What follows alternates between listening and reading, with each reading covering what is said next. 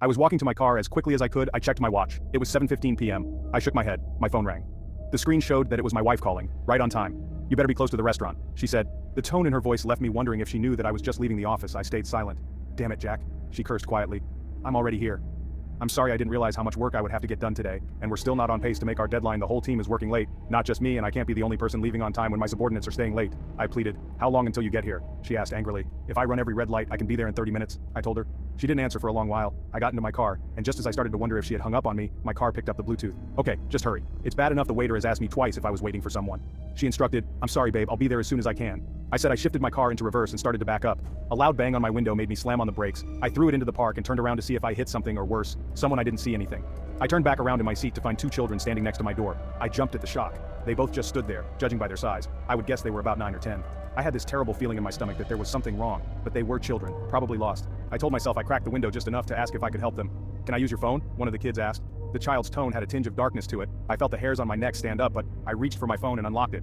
When I looked back up at the child, I noticed they had both moved closer. They both stared down at their feet. Their hoods up over their head cast shadows over their faces. It almost appeared they didn't have any faces at all. At that point, I had this unyielding sense of fear building that I couldn't justify. "Is there someone you'd like me to call for you?" I asked.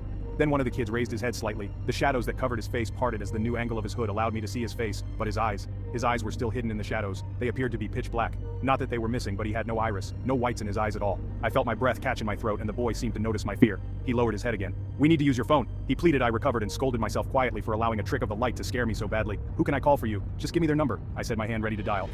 Maybe it was the fact that the kids wouldn't look at me. Perhaps it was the fact that the kids were out of place in the business district after sundown. But something inside me was screaming not to give them my phone.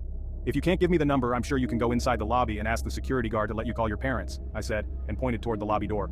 Neither one of them turned to look. After a few seconds of awkward silence, I put my car in reverse. I was eager to get the hell out of there. I was eager to get away from these children. I looked in the rearview mirror to make sure I was clear. A loud bang stopped me in my tracks. For a split second, I thought I hit someone, and then I heard it again. Both of the boys were slapping their hands palm down on my driver's side window. A third time, a fourth time. In unison, they slapped my window. "Can we just get in your car? We need a ride," they asked in a monotone and utterly unsettling tone. I slammed the gas down and backed up without even looking, and then I slammed into drive and peeled out. I was a good 10 minutes down the road before my heart stopped trying to beat out of my chest. I was so worked up that I almost missed my exit. I wanted to get home so bad. I had forgotten about date night. I met my wife at her favorite restaurant, and we ate. She was initially angry about me being late. We hadn't had much time alone since we had our son. He was 4 now, and this was probably our 5th date night in that 4 years. Her mood switched from being angry to laughing at me as I explained why I was so late. I told her everything about the kids. "So you were scared of a couple of kids? They could still be out there looking for their parents," she heckled me. She knew how scared I was. There was something wrong with them, but she didn't believe it. At least not at that point. Our son was staying at the babysitter's house all night, so we had the house to ourselves. It was 3 in the morning when we heard the knock at the door. I woke up first and just sat in bed and listened. There was a faint, steady knock at the door. In threes, knock, knock, knock, and then a pause followed by another set of 3, knock, knock, knock.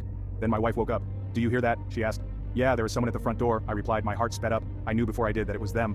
My wife sat up and grabbed her phone. "It's after 3 in the morning. Who could it be?" she asked. "And they didn't hit the doorbell," she added. She opened the doorbell app on her phone to reveal an empty porch. There was nobody there. She showed me. The knocking continued, and then I saw them. There was a faint silhouette in the darkness. "Zoom in there," I said, and pointed to the corner of the steps. She did, and we could see them. The 2 boys were standing in the shadows.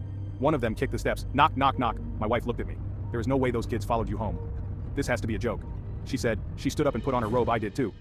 We both made our way downstairs. We argued as we walked. She wanted to open the door. I didn't knock, knock, knock. "We can't open the door," I told her. "They're just kids playing a prank."